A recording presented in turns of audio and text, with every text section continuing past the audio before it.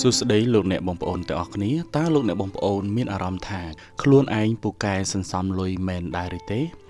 អ្នកសន្សំលុយរាល់ខែចំនួន40,000ទៅ80,000រៀលហើយមានអារម្មណ៍ថាខ្លួនឯងមានវិន័យខ្លាំងប៉ុន្តែដល់ពេលពិនិត្យមើលគណនីធនាគារអ្នកឃើញលុយរបស់អ្នកក៏ស្ទះនៅទីនោះហើយការប្រាក់ដែលអ្នកទទួលបានពីធនាគារក៏តិចតួចបំផុតទន្ទឹមនឹងនោះអ្នកតែងតែឮគេនិយាយពីការវិនិយោគលើភាគហ៊ុនឬមូលនិធិផ្សេងតើអ្នកកំពុងធ្វើខុសមែនទេការសន្សំគឺជារឿងល្អប៉ុន្តែការសន្សំតែមួយមុខមិនអាចធ្វើឲ្យអ្នកក្លាយជាអ្នកធូរធារឬមានបាននោះឡើយ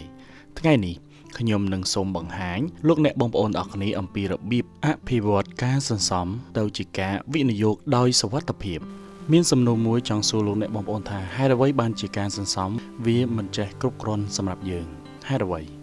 ការសន្សំមានតួនាទីការពារលុយរបស់លោកអ្នកប៉ុន្តែការវិនិយោគវាមានតួនាទីបង្កើតលុយរបស់លោកអ្នកឲ្យកើនឡើងបន្ថែមទៀតបើយើងមើលតាមគណិតវិទ្យាប្រសិនបើលោកអ្នកសន្សំលុយ40លានរៀលនៅក្នុងកុងធនាគារហើយទទួលបានការប្រាក់ 1% ក្នុងរយៈពេល20ឆ្នាំលោកអ្នកបងប្អូននឹងទទួលបានត្រឹមតែ48លានតែប៉ុណ្ណោះបូកទាំងការប្រាក់មានន័យថាបងប្អូនទទួលបានការប្រាក់ចំនួន8លានក្នុងរយៈពេល20ឆ្នាំប៉ុន្តែប្រសិនបើលោកអ្នកយកលុយទាំងនោះទៅវិនិយោគក្នុងអត្រាការប្រាក់ 10% វិញនោះលោកអ្នកនឹងមានលុយរហូតដល់120លានរៀលនេះហើយគឺជាថាមពលនៃការបង្កើនទុនតាមបែបត្រីគុណឥឡូវនេះសូមលោកអ្នកបងប្អូនទាំងគ្នាមកស្គាល់អំពីជំហាននៃការអនុវត្តដើម្បីអភិវឌ្ឍដំណើរការនៃការសន្សំលុយរបស់យើងទៅកាន់ដំណាក់កាលនៃការវិនិយោគថ្មីមួយទៀត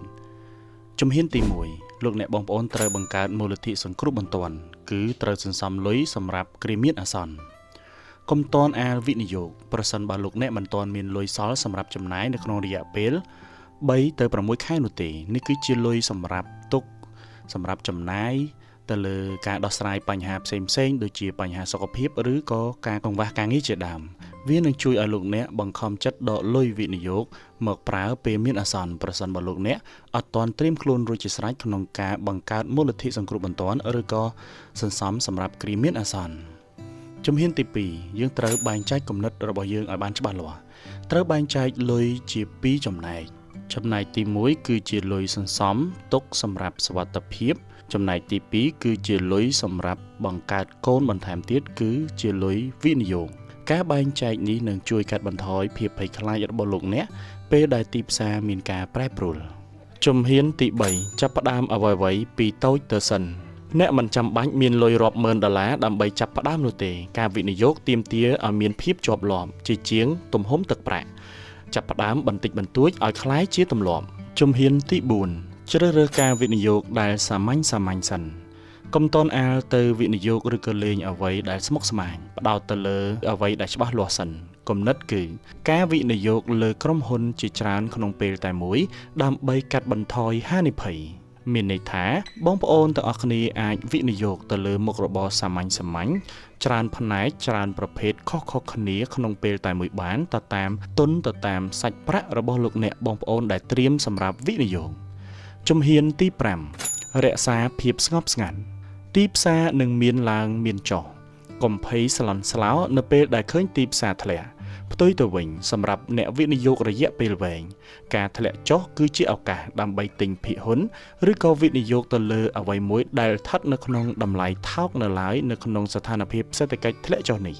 សរុបសេចក្តីមកការសន្សំផ្ដល់ឱកាសឲ្យអ្នកនៅស្ថិរភាពប៉ុន្តែការវិនិយោគនឹងផ្ដល់ឱកាសឲ្យលោកអ្នកនៅសេរីភាពហិរញ្ញវត្ថុចាប់ផ្ដើមថ្ងៃនេះមិនថាអ្នកស្ថិតនៅក្នុងដំណាក់កាលណានោះទេតើអ្នកកំពុងតែសន្សំប្រាក់ឬបានចាប់ផ្ដើមអភិវឌ្ឍការសន្សំប្រាក់នោះទៅជាការវិនិយោគរួចហើយប្រសិនបើលោកអ្នកបងប្អូនគិតថាវីដេអូនេះមានប្រយោជន៍និងផ្ដល់ចំណេះដឹងដល់លោកអ្នកបងប្អូនសូមជួយចុច Subscribe និងចុចសញ្ញាកណ្ដឹងដើម្បីទទួលបានវីដេអូថ្មីៗបន្ថែមទៀតសូមអរគុណសូមជម្រាបលា